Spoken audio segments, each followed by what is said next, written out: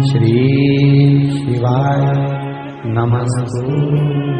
पूरे कार्तिक के महीने की जो बैकुंठ चतुर्दशी है उसका जो फल है,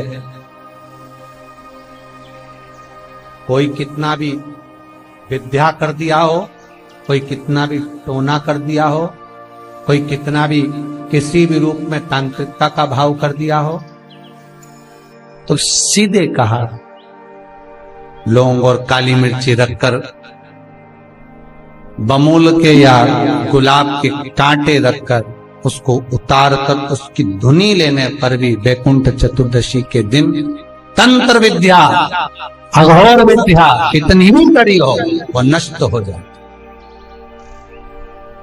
वो समाप्त, सुख समाहित। जिस व्यक्ति की बीमारियां समाप्त नहीं हो रही हो, लगातार बीमारियां घेरे हुए हैं और बीमारियां चल रही हो, बहुत बीमारियां चल, एक बीमारी से निपटे दूसरी लग गई, दूसरी बीमारी से निपटे तीसरी लग गई, तीसरी से निपटे चौथी लग गई। महाराज, बैकुंठ चतुर्दशी के दिन जब भगवान नारायण मणिकर्णिका के घाट पर पहुंचते हैं, तंत्र विद्या, देव विद्या, अघोर विद्या, रतन विद्या, सारी विद्याओं का स्मरण बैकुंठ चतुर्दशी के दिन अच्छी अच्छी विद्या सब नारायण और शिव का स्मरण करती है। हमारे भगवान विष्णु और भगवान शंकर का स्मरण, अच्छी अच्छी विद्या।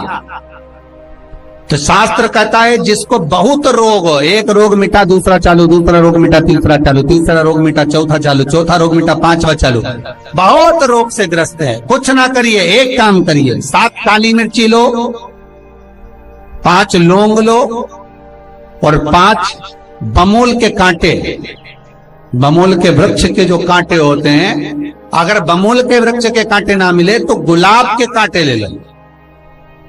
कांटे लेकर उसको एक लाल पोटली में, एक लाल कपड़े में, छोटे से टुकड़े में उसको बांधकर, जो व्यक्ति बीमार है उसके ऊपर से हरि और हर का, भगवान शंकर का मूल मंत्र का स्मरण कर, अगर कोई मंत्र ना हो तो श्री शिवाय नमस्तुभ्यम और ओम नमो भगवते वासुदेवाय इसका स्मरण कर आप 21 बार उतार कर उसी व्यक्ति के सामने बाहर, घर के बाहर उस पोटली को जला दीजिए।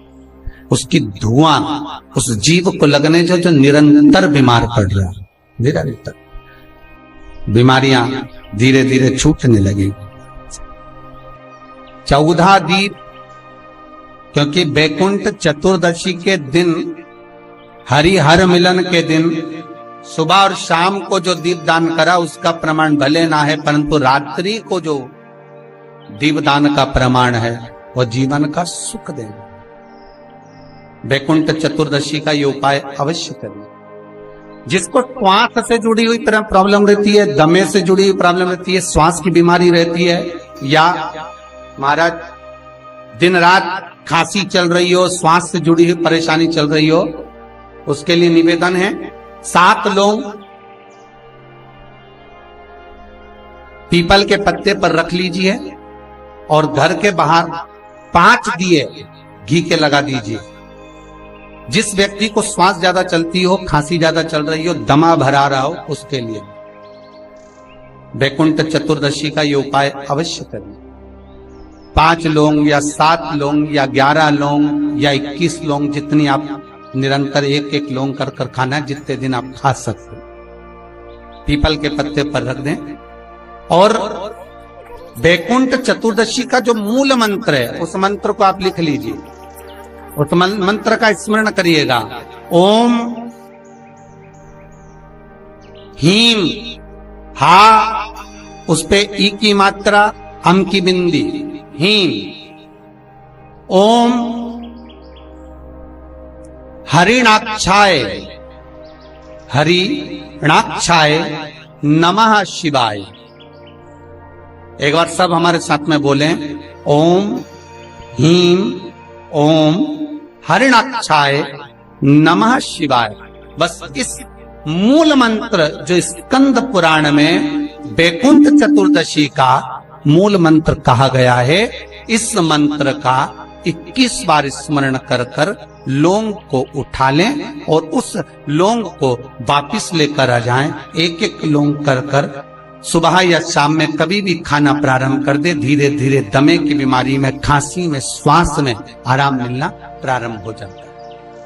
पर इस मंत्र को वैकुंठ चतुर्दशी के दिन रात्रि को जब आप 11 बजे से लेकर 12:30 के बीच में जब पीपल के पत्ते के ऊपर जब आप लौंग रखें, पीपल के पत्ते के ऊपर जब आप लौंग रखें, उस समय पर इस मंत्र का 21 बार स्मरण होना जरूरी है। महाराज इस मंत्र को जप, और यह मंत्र कोई साधारण नहीं है। फिर निवेदन करेंगे, ये मंत्र जीवन का सुख देने वाला है। जो मंत्र आपको वैकुंठ चतुर्दशी के दिन स्मरण करना है, उस मंत्र को एक बार फिर हमारे साथ में बोले। ओम ह्रीं ओम हरिणाक्षाय नमः शिवाय। ओम ह्रीं ओम हरिणाक्षाय नमः शिवाय। इस मंत्र का स्मरण जीवन का सुख देगा।